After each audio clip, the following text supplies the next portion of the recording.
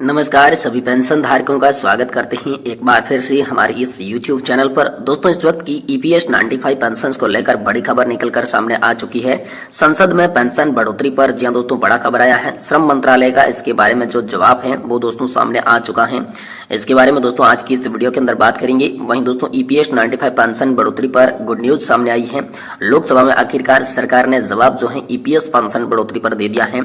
इसके बारे में भी आज की इस वीडियो के अंदर बात करेंगे। वहीं दोस्तों बात करेंगे सुप्रीम कोर्ट से दो बड़े फैसले जारी हो चुके हैं, दोनों पेंशन धारकों के पक्ष में हैं, जिसमें पेंशन बढ़ोतरी के साथ साथ दूसरा फैसला है कि चाहे आप 2004, 2006 और 2016 के पहले तथा बाद रिटायर्ड पेंशन धारक हैं, आप सभी के लिए सम्मान पेंशन को लेकर दोस्तों कोर्ट की तरफ से बड़ा आदेश जारी हो चुका है।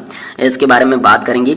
वहीं दोस्तों सरकार की 2 टूक NPS के तहत पेंशन संबंधी लाभों में होगा सुधार, आम नागरिकों के हितों को रखेंगे ख्याल, इसको लेकर भी बात करेंगे आज की इस वीडियो के अंदर। वहीं पुरानी पेंशन योजना को लेकर सरकार का रुख आया सामने। सरकार ने पेंशन योजना को लेकर बड़ी खबर दोस्तों आप सभी के लिए जारी की है। इसके बारे में भी संपूर्ण जानकारी आज की इस वीडियो के अंदर देने वाले हैं।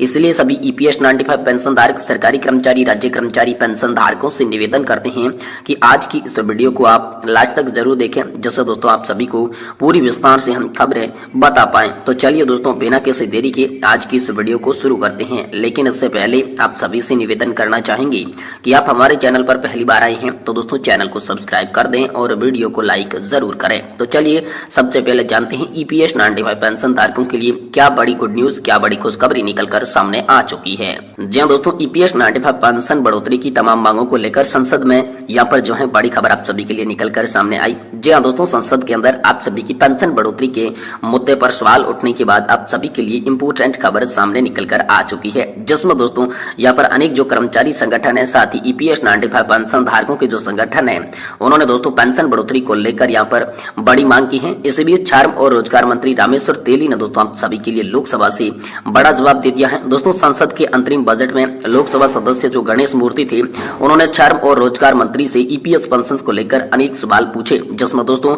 श्रम और रोजगार मंत्री रामेश्वर तेली ने सभी सवालों का जवाब दिया, जिसमें दोस्तों पेंशन बढ़ोतरी का जिक्र नहीं करते हुए पेंशन के बाकी तमाम मुद्दों पर चर्चा की गई, जिसमें दोस्तों पेंशन सूत्र भी शामिल रहता है।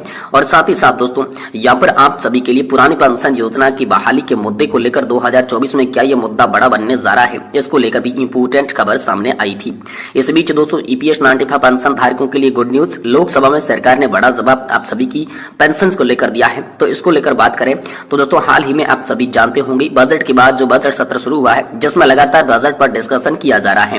तो इसी में दोस्तों संसद में दोस्तों अनेक सांसदों ने जो है EPS पेंशन की बढ़ोतरी के मुद्दे पर तमाम सवाल उठाए, जिसमें कहा यह गया था कि हमें इस बार वित्त मंत्री जी से बड़ी उम्मीद सरकारी कर्मचारी, राज्य कर्मचारी और EPS 95 पेंशन धारकों की पेंशन बढ़ोतरी को लेकर थी। लेकिन ऐसा बजट में कुछ नहीं होने के कारण तमाम जो पेंशन धारक हैं वो इनका विरोध कर रहे हैं और एक बार फिर से सांसदों ने यहाँ पर जो है पेंशन बढ़ोतरी की मांग को संसद के अंदर उठा दिया है, जिसमें लगातार लोकसभा के अंदर बोलते हुए सुप्रिया सुले जी, यहाँ पर इमरान करीम तथा गणेश मूर्ति जैसे अनेक सांसदों ने जो है EPS पेंशन बढ़ोतरी की मांग को भी उठाया है। वहीं दोस्तों संसद में मांग के साथ साथ आप सभी के लिए सेंट्रल बोर्ड ऑफ ट्रस्टीज की मीटिंग को लेकर भी बड़ा फैसला सामने निकलकर आ चुका है। जहां दोस्तों कर्मचारियों और पेंशन धारकों के हितों को ध्यान में रखते हुए सेंट्रल बोर्ड ऑफ ट्रस्टीज की मीटिंग का भी ऐलान सरकार ने आप सभी के लिए कर दिया है।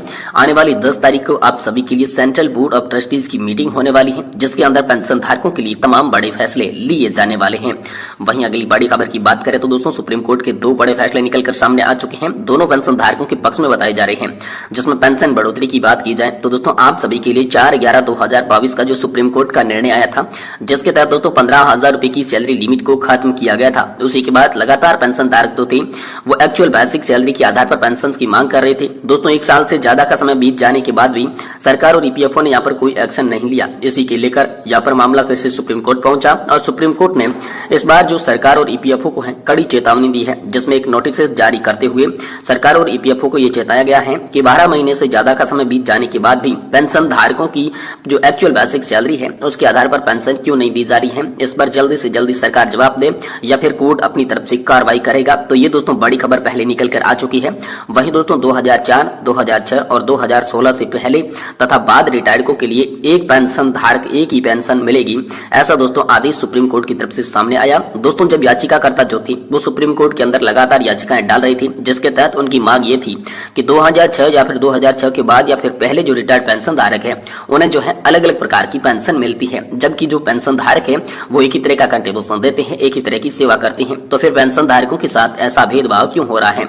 इस मामले पर सुप्रीम कोर्ट के मुख्य न्यायाधीश ने फैसला सुनाते हुए कहा कि सभी पेंशन धारक एक ही समान वर्ग बनाते हैं और अगर पेंशन धारकों के साथ पेंशन का भेदभाव किया जाता है तो यह संविधान के अनुच्छेद 14 का उल्लंघन है। इसीलिए यहाँ पर सरकार को सख्त आदेश दिए हैं कि यहाँ पर जो है सभी पेंशन धारक एक समान वर्ग बनाते हैं, इसलिए समान लाभ के वो हकदार होते हैं और उनका हक उनसे न छीना जाए, इसके लिए उन्हें समान पेंशन का लाभ दिया जाना चाहिए। जिसके बाद दोस्तों आप सभी के लिए आदेश जारी हुआ कि जो है चाहे आप 2016 से पहले रिटायर्ड पेंशन धारक हो, चाहे आप 2016 के बाद के रिटायर्ड पेंशन धारक हैं, लेकिन अब आप सभी को एक समान पेंशन दी जाएगी। ये सुप्रीम कोर्ट की तरफ से बड़ा फैसला आप सभी पेंशन धारकों के लिए निकल कर सामने आ चुका है। वहीं दोस्तों अगली बड़ी खबर, सरकार ने 2 टूक बात कर दी है। एनपीएस में सुधार के तहत पेंशन से संबंधित लाभ जो है उसमें सुधार होगा और आम नागरिकों के हितों का भी ख्याल रखा जाएगा। इसको लेकर बड़ी खबर आई है। जी हां दोस्तों, संसद के मौजूद सत्र में सांसद डिंपल यादव और संगीता कुमारी ने देव से नई पेंशन योजना को लेकर सवाल उठाए। दोनों सांसदों ने पूछा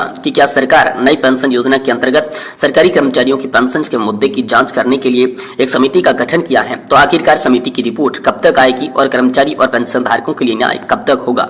हालांकि दोस्तों इस मुद्दे पर अभी भी लोकसभा या फिर संसद से कोई बड़ा जवाब नहीं आया है। जैसे इस पर कोई बड़ा जवाब होगा हम आपको तुरंत देने की कोशिश करेंगे। इसी बीच बड़ी खबर आप सभी के लिए आई है कि पुरानी पेंशन योजना को लेकर सरकार ने अपना रुख साफ कर दिया है। आखिरकार सरकार का क्या रुख है, चलिए आपको बताते हैं। देखिए दोस्तों, केंद्र सरकार ने पुरानी पेंशन बहाली की मांग को लेकर मंशा साफ कर दी है। पुरानी पेंशन बहाली के लिए कोई भी काम नहीं हो रहा है। नई पेंशन योजना के अंतर्गत सरकारी कर्मचारियों के लिए पेंशन के मुद्दे को जांच करने के मकसद से एक समिति का गठन किया गया है। वह समिति वित्तीय निहारता, समग्र बजटीय गुंजाइश पर इसके प्रभाव को ध्यान में रखते हुए ऐसे उपाय सुझाव करेगी जो कि राष्ट्रीय पेंशन प्रणाली के तहत शामिल सरकारी कर्मचारियों की पेंशन संबंधी लाभों में सुधार लाने के लिए उपयुक्त होंगे। दोस्तों खास बात यह है कि एनपीएस में जिन बदलाव की सिफारिश होगी उनमें सामान्य नागरिकों का भी संरक्षण हेतु विशेष रूप से ध्यान रखा जाएगा। और तो दोस्तों इन सांसदों ने पेंशन योजना पर सवाल पूछा, तो आखिरकार किन सांसदों ने क्या पेंशन योजना पर सवाल पूछा, चलिए आपको बताते हैं। देखिए, संसद के मौजूद सत्र में सांसद डिंपल यादव और संगीता कुमारी ने देव सिंह ने दोस्तों है नई पेंशन योजना को लेकर सवाल पूछा। दोनों सांसदों ने पूछा कि क्या सरकार नई पेंशन योजना के अंतर्गत सरकारी कर्मचारियों के पेंशन के मुद्दे की चिंता को जांच करने के लिए जो गठित कमेटी की है, यदि हाँ तो इससे संबंधी ब्यौरा क्या है? क्या समिति अपना प्रतिवेदन प्रस्तुत करने देती है? यदि हाँ तो इससे संबंध में क्या जानकारी है? क्या सरकार एनपीएस के अंतर्गत पेंशन के रूप में आहारित अंतिम वेतन का न्यूनतम 50% करने की योजना है? यदि हाँ तो सरकार द्वारा इस संबंध में क्या क्या कदम उठाए गए हैं और आगे क्या कदम उठाए जा रहे हैं, इनके बारे में दोस्तों जवाब यहाँ पर मांगा गया। तभी दोस्तों वित्त राज्य मंत्री ने कमेटी का भी जिक्र किया और आप सभी के लिए बड़ा जवाब जो है यहाँ पर दे दिया है। जहाँ दोस्तों वित्त राज्य मंत्री पंकज चौधरी ने सभी सवालों का सदन में जवाब देते हुए बताया कि नई पेंशन योजना के अंतर्गत सरकारी कर्मचारियों की पेंशन के मुद्दे की जांच करने के लिए एक कमेटी का गठन किया गया है। बाकी सवालों में चौधरी ने बताया कि वित्त मंत्री द्वारा लोकसभा में 24 मार्च 2023 को की गई घोषणा के अनुसरण के बाद केंद्र सरकार एक समिति का गठन किया है, जिसकी अध्यक्षता वित्त सचिव कर रहे हैं। वित्त सचिव व्यय विभाग की कमेटी के अध्यक्ष बनाए गए हैं। और दोस्तों यहाँ पर कमेटी के सदस्य कार्मिक एवं प्रशिक्षण विभाग, कार्मिक लोक सेवा शिकायत, पेंशन मंत्रालय, विशेष सचिव व्यय विभाग के वित्त मंत्रालय और अध्यक्ष पेंशन विधि नियामक और प्राधिकरण पीएफआरडीए भी इसमें शामिल है। वहीं दोस्तों कमेटी इन विषयों पर कर रही है रिपोर्ट तैयार। तो दोस्तों वित्त राज्य मंत्री पंकज चौधरी ने बताया कि राष्ट्रीय पेंशन प्रणाली की मौजूद ढांचे संरचना जैसे सरकारी कर्मचारियों के लिए लागू हो, इनके लिए क्या उसमें किसी भी प्रकार के बदलाव को उचित है या इस कमेटी विचार करेगी? यदि हाँ तो दोस्तों वित्तीय निहारता और समग्र बजट की गुंजाइश पर प्रभाव को देखते हुए उसके उपाय को सुझाएगी, जो कि राष्ट्रीय पेंशन प्रणाली के तहत शामिल सरकारी कर्मचारियों के पेंशन से संबंधित सुधार लाने के दृष्टिगत